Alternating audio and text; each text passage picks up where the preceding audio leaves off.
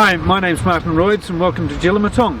Today I'd like to take you on a journey down through Jillamatong physically and through time, looking at how the Australian landscape used to function, how it changed with our management practices, and how we can now work with the new knowledge we have to make the landscape work better. So let's go on a journey.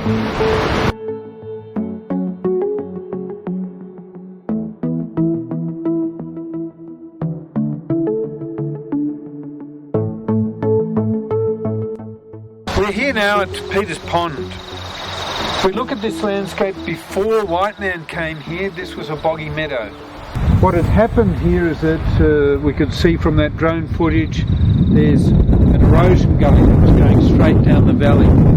When the erosion gully went through, is that all the fertility was getting washed down through the erosion gully. Any water landing on here was leaching fertility out of the soil and away. By looking at the landscape and seeing where natural chain of ponds used to be and putting this back in the same position of where there used to be a chain of ponds. Slowed the water down. It's getting processed in these ponds now by all the water plants, and fresh water is running down and out into the landscape and rehydrating the land below us here.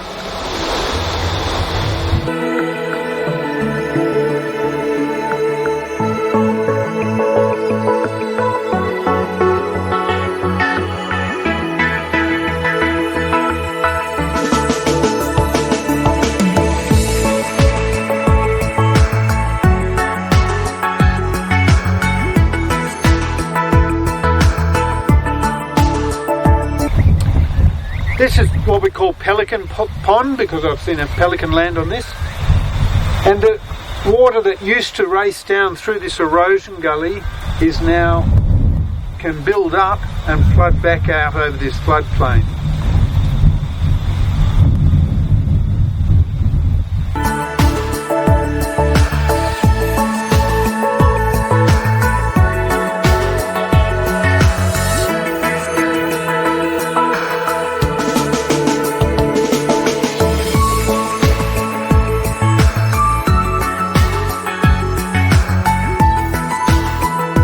I like this section down below Black Swan Ponds because the profile can be is exposed and shows the black soil that built up over the last 10,000 years, and on top of that we've got what we call post-settlement alluvium.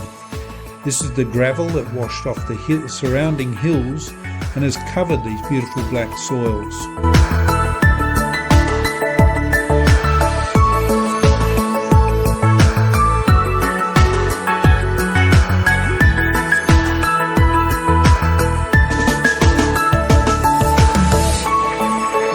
Thank you for coming on this journey down through Jillamatong and through History Lane.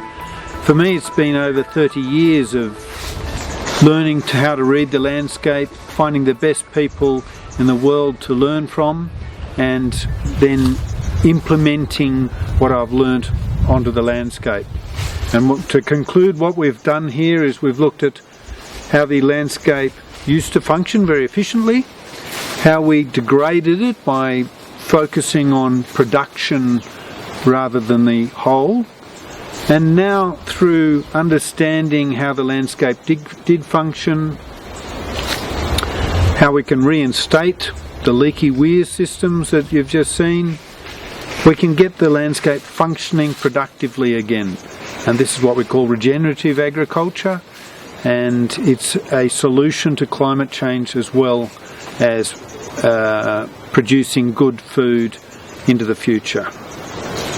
Now, the exciting thing is that modern technology can speed up what's taken me 30 years, and we can use drone technology, some better photography to film the landscape, see how the patterns were, and design and implement programs that, with the new knowledge we now know of how to get this landscape functioning, much better. Thank you for the journey.